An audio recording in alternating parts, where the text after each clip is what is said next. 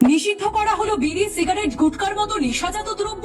রাস্তায় ওপেন কিনে আর খাওয়া যাবে না বিড়ি, সিগারেট। বিরাট ঘোষণা সরকারের। মাথায় হাত ব্যবসায়ীদের। কবে থেকে চালু হচ্ছে এই নিয়ম জানুন আজই। নেশার সামগ্রীর বিরুদ্ধে কড়া পদক্ষেপ সরকারের। বিড়ি, সিগারেট, গুটকার মতো নেশাজাত দ্রব্য নিয়ে আসছে বড়সড় নিষেধাজ্ঞা। এবার কি রাস্তায় দাঁড়িয়ে ওপেন কিনে আর খাওয়া যাবে না বিড়ি, সিগারেট? সরকারের নতুন ঘোষণায় তোলপাড় গোটা দেশ জুড়ে। মাথায় হাত পড়েছে ব্যবসায়ীদের। আতঙ্কে রয়েছেন সাধারণ মানুষও।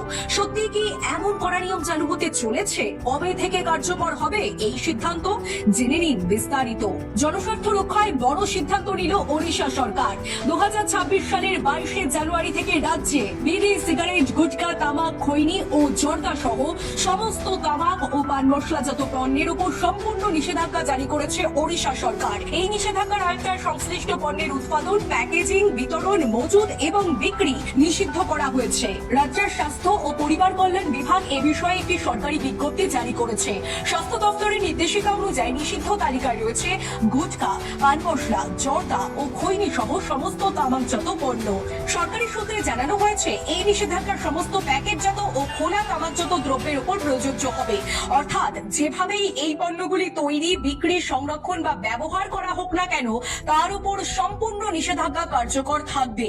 এই সিদ্ধান্তের পিছনে জনস্বাস্থ্যের বিষয়টিকে প্রধান কারণ হিসেবে তুলে ধরছে স্বাস্থ্য বিভাগ।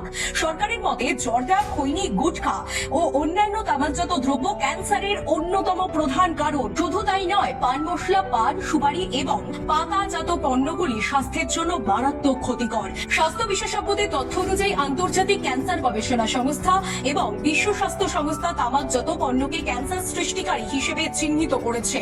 এই ধরনের পণ্য ব্যবহারে মুখ, গলা, পাকস্থলী, কিডনি ও ফুসফুসের ক্যান্সারের ঝুঁকি উল্লেখযোগ্যভাবে বেড়ে যায়। পরিসংখ্যান বলছে ওড়িশায় 42%-এরও বেশি প্রাপ্তবয়স্ক তামাক ব্যবহার করেন, যা জাতীয় গড়ের প্রায় দ্বিগুণ।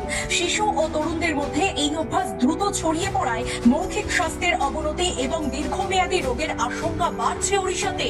স্বাস্থ্য ও পরিবার কল্যাণ বিভাগ জানিয়েছে, সুপ্রিম কোর্টের নির্দেশিকা এবং food safety and standard authority of India এর নিয়ম মেনেই এই নিষেধাজ্ঞা কার্যকর করা হয়েছে।